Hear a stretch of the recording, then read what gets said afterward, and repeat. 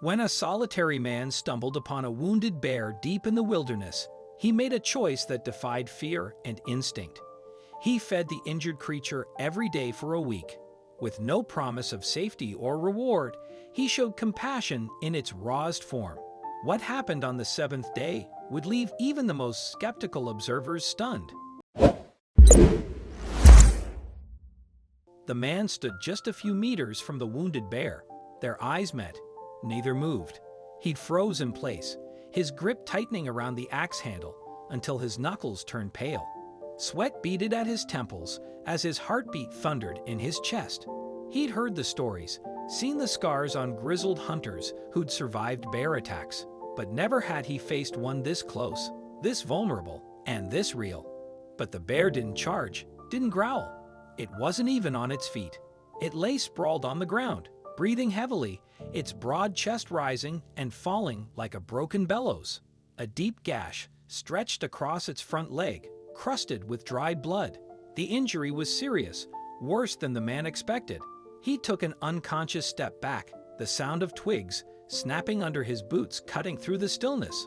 The bear's head twitched at the noise, its deep-set eyes locking onto the man's. There was no anger in them, no threat, only weariness, and something harder to name. He knew he should turn back. Even with a wounded bear, turning your back was a gamble, a direct violation of every rule survival had etched into him. But leaving felt just as wrong. This was the wild. Only the strong made it through. That was the law. And yet, he couldn't move. Something in that moment held him still. His mind scrambled. He wasn't a vet, and he wasn't trained for this. What could he do, and why would he even try? He stepped back again, then once more. The bear didn't move, just blinked, breathing heavily. Finally, he turned and walked away, fast but controlled, remembering the first rule, never run. His truck was 100 yards up the trail, near the edge of his cabin. He could leave, forget the whole thing. But the second his boots hit the porch, something gnawed at him. He'd seen wounded animals before, deer clipped by a car, a fox limping from an old trap. But this felt different. The sheer size of the bear should have sent him inside, convinced him it was just another predator. But that look, it unsettled him. He stared at the axe, gripped from fear, wondering what he'd have done if the bear had lunged. His instincts screamed to walk away, but something deeper urged him back. Grabbing a cooler of leftover meat, he returned to the clearing. The bear lay still, barely responding as he gently tossed a slab of food nearby. At first, the bear didn't react, just lay there, eyes half-lidded. Then, after what felt like an eternity, it shifted. Its nose twitched. Slowly, painfully, it stretched its neck toward the meat, sniffed, and pulled it toward its mouth. The man didn't wait to see more. He turned and walked away, pulse thundering in his ears. He didn't know what he just started, but deep down, he knew it wasn't over. The next morning, restlessness pulled him back to the clearing. The meat was gone, no trace left behind. He brought more, this time staying to watch from a fallen log. Along with the wind and trees, he felt foolish, but still, he couldn't bring himself to walk away. Then he heard it, a low, dragging sound. He turned his head slowly. From the edge of the clearing, the bear emerged, each step deliberate and painful. Its injured leg trembled as it moved. It stopped, sniffing the air, then dragged itself forward again, inching toward the meat. He didn't move, didn't breathe. The bear lowered itself and began to eat. Every movement was slow, deliberate, and drained.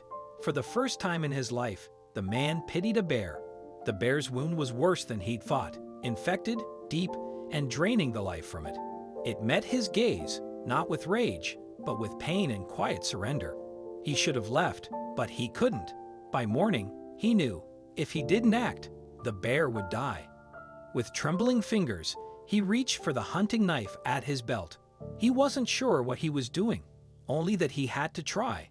He stood, turned back to the cabin, and returned with what supplies he could gather, rubbing alcohol, rags, and an old first aid kit. Not much, but it would have to do. When he came back, the bear was still there. Its head shifted as he knelt a few feet away. "Yeah, I don't like this either," he muttered. He cleaned the wound with shaking hands, bracing for the worst, but the bear only growled and endured. Each day, he returned with food and care, watching it slowly regain strength. Then one morning, it stood tall, trembling, alive. Their eyes met, a silent reminder of what the bear truly was, and still, neither of them walked away. Days passed. The bear moved with more control, ate with more intent. The wound, though still visible, had begun to heal. And the man had changed too. Somewhere between the fear and the feeding, his dread had been replaced with something unexpected: responsibility, connection, maybe even purpose. Every morning, he woke up thinking of the bear. It was a dangerous thing, getting comfortable around a creature like that. And soon, he would learn just how dangerous. One afternoon, he brought the usual slab of meat, but the bear was already sitting upright, head held high, watching him. It wasn't the weak creature he had first found. It was something else now, strong, aware, and alert. He set the meat down like always, but for some reason, he didn't back away. Curiosity, perhaps, or foolish pride. Slowly, cautiously, he extended his hand, just a small gesture, and the bear moved. Fast, too fast. A blur of fur and muscle. A sharp exhale. Warning, not attack. He stumbled backward, arms raised reflexively, heart slamming against his ribs. But the bear didn't lunge. It held still, watching him, a flash of instinct flickering in its dark eyes. That was all it took to remind the man what it really was. Not a friend, not a companion, a wild animal, a survivor, a hunter. He muttered quietly, message received, and eased backward, every nerve stretched thin. That night, sleep never came. The weight of his choices, the closeness he'd allowed, pressed down hard. The bear was no longer weak, and he had blurred the line between compassion and risk. The next morning, he kept to the cabin, convincing himself it was finished. But as the afternoon wore on, he drifted back to the porch, eyes scanning the tree line. Nothing. Just silence. A familiar emptiness settled in his chest. And then, out of the stillness, it returned. At the edge of the clearing, partially hidden by the trees, the bear stood motionless, silent, unmoving.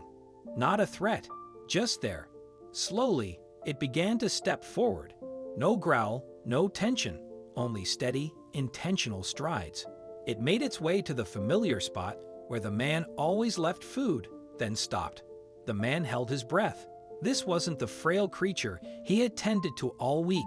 It wasn't the broken animal that had once crumpled in the dirt, and it wasn't the powerful predator that had challenged him just the day before. It was something entirely different now. It had become something else, something he couldn't quite explain. And then, without sound or warning, the bear turned and walked away. No fear, no haste, as if it had only come to say goodbye.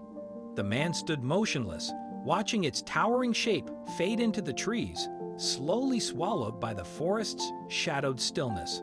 Long after it vanished, he remained on the porch, the evening air cool against his skin.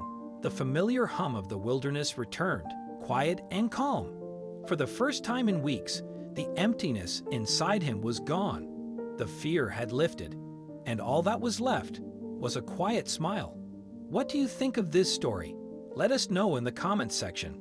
I hope you like this story. Please give it a thumbs up and subscribe to our channel. Also subscribe and press the bell icon to never miss the update from our channel. Thank you.